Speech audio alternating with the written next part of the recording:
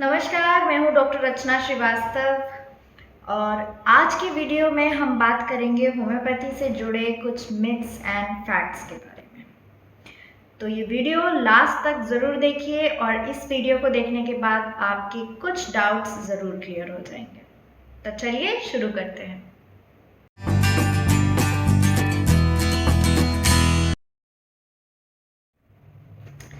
सबसे पहला और मोस्ट कॉमन मिथ जो है वो ये है कि होम्योपैथी स्लो एक्टिंग है, ये देर से असर करती है और इसीलिए ये सिर्फ पुरानी बीमारियों के लिए या क्रोनिक डिजीजेस के लिए ही बनी है, एक्यूट केसेस के लिए या इमरजेंसी ट्रीटमेंट के लिए ये नहीं है।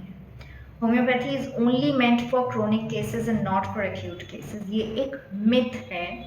फैक्ट ये है कि होम्योपैथी जितना अच्छे से, जितना कारगर तरीके से क्रोनिक डिजीजेस पर काम करती है, उतना ही इफेक्टिवली ये एक्यूट और इमरजेंसी केसेस में भी काम करती है।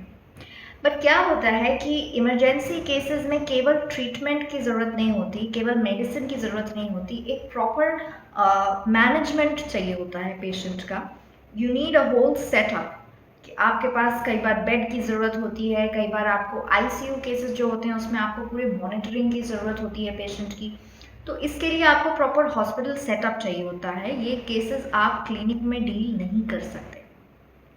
और क्योंकि होम्योपैथी के हॉस्पिटल्स बहुत कम हैं, अभी इतने हॉस्पिटल्स नहीं हैं, इसीलिए हम लोग जनरली क्लिनिक पर एक्यूट या इमरजेंसी केसेस को ट्रीट नहीं करते हैं। तो लोगों के मन में एक ये भ्रांति आ गई है कि होम्योपैथी सिर्फ क्रोनिक केसेस के लिए, एक्यूट केसेस में डील नहीं करती, but this is not the truth. दूसरा एक कॉमन मिथ है, homeopathy has no side effects और एग्रावेशंस। अगेन ये भी एक बहुत मिसकंसेप्शन है, बहुत कॉमन मिसकंसेप्शन है कि भाई होम्योपैथी में कोई साइड इफ़ेक्ट्स होते ही नहीं है, इसका कुछ नुकसान नहीं है, मीठी मीठी गोलियां हैं, फ़ायदा नहीं करेगी तो नुकसान नहीं करेगी, खाते रहिए। पर अगेन ये भी एक मिथ है। फैक्ट ये है कि कोई भी चीज़ इस दुनिया में ऐसी नहीं होती जिसके सिर्फ फ़ायदे ही फ़ायदे हों, नुकसान नहीं हो। Excess of everything is bad. If you are misusing something, you are bound to have its negative effects. तो ऐसे ही होम्योपैथी भी है। अगर आप इसका मिसयूज़ करेंगे, एक्सेसिव यूज़ करेंगे, बिना किसी सलाह के अपने मन से कुछ भी खाएंगे, तो मेडिसिनल सब्सटेंसेस हैं, अगर ये आपकी बॉडी को इफ़ेक्ट कर रहे हैं पॉजिटिवली, तो डेफिनेटली इनमें क्षमता है कि ये नेगेटिवली भी इफ़ेक्ट कर सकते हैं आपको। तो बहुत ज़्यादा कॉशियसली यूज़ करने की ज़रूरत होती है। हमेशा एक डॉक्टर की सलाह से ही कोई भी मेडिसिन लें। बिना सलाह के कोई भी दवा लेना नुकसानदेह ज़रूर साबित हो सकता है। अगेन तीसरा और बहुत कॉमन मिसकंसेप्शन है, एक मिथ है कि भाई ये सारी दवाइयाँ एक जैसी दिखती हैं, तो ये अलग अलग कैसे दवाइयाँ होती हैं। तो ये इस तरीके की शीशी में आती हैं जो गोलियाँ, अगर हम गोलियों में लेते हैं तो ये सारी दवाइयाँ कहते हैं भाई ये तो सारी एक जैसी दिखती हैं, तो हाउ डू यू डिफ्रेंशिएट। तो फैक्ट ये है कि भाई ये जो दवाइयाँ होती हैं ये दवा देने का माध्यम होती हैं।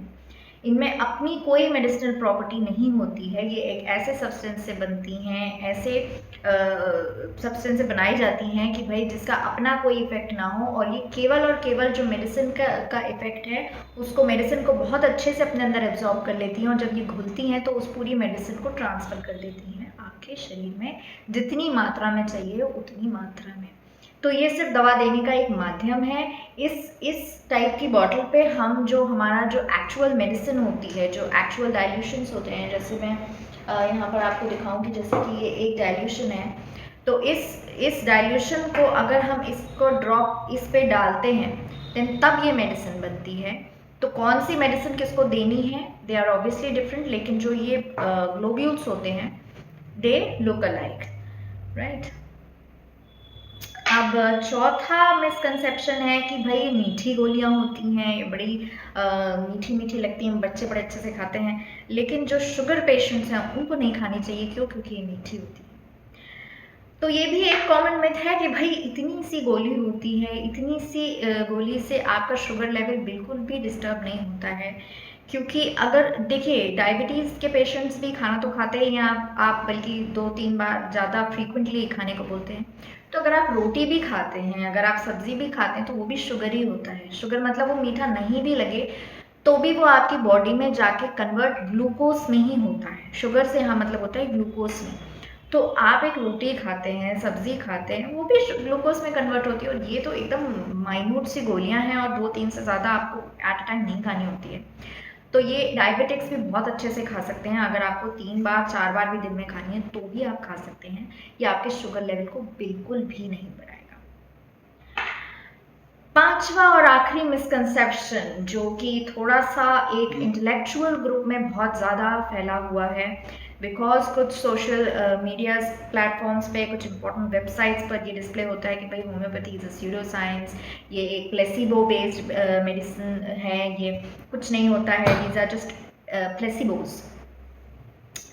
तो अगेन ये भी एक मिथ है, मिथ नहीं कहना चाहिए, ये अभी तक प्रूवन नहीं था कई साइंटिफिक रिसर्चेस में प्रॉपरली, लेकिन बहुत सारी साइंटिफिक रिसर्चेस ऐसी हुई हैं जिसमें ये प्रूव्ड है कि भाई homeopathy is also an evidence based medicine. मतलब हमारे पास इस मेडिसिन के प्रूवन रिजल्ट्स हैं, this is an evidence based medicine. तो ये कहीं से भी प्लेसिबो इफेक्ट नहीं है। बहुत सारी स्टडीज़ हुई हैं जिन्होंने ये साबित किया है कि जो रिजल्ट्स आए हैं they are something more than placebo effects, ये प्लेसिबो इफेक्ट नहीं हो सकता, right. So they are ultra diluted medicines who do have an effect, they do exert a positive impact upon a patient's health। और एक बहुत अच्छी study के बारे में मैं आपको बताना चाहती हूँ, वो लास्ट डेकेड में हुई थी, 10 साल हो गए उसको, 2011 में हुई थी, इंडिया में ही हुई थी। और उसमें उन्होंने बताया कि भाई 200th पोटेंसी में भी जो इसके मॉलिक्यूल्स हैं वो पाए गए हैं, और इसका काम करने का तरीका थोड़ा सा अलग है। उसका हम लोग को एग्जैक्ट मैकेनिज्म अभी नहीं मालूम है, but they do work, that is for sure. तो ये थे हमारे 5 कॉमन मिसकंसेप्शंस। अगर आपके मन में भी कोई डाउट है या कोई मिसकंसेप्शन है तो हमें कमेंट सेक्शन में ज़रूर बताएं। हम इसका नेक्स्ट पार्ट बनाएंगे और उसमें उसको ज़रूर इंक्लूड करने की कोशिश करेंगे। और कैसा लगा आपको हमारा ये वीडियो ज़रूर हमें बताएं। अगर आपको पसंद आया हो तो लाइक करें, हमारे चैनल को आप सब्सक्राइब करें, इस वीडियो को ज़्यादा से ज़्यादा शेयर करें। Thank you so much for watching. नमस्कार।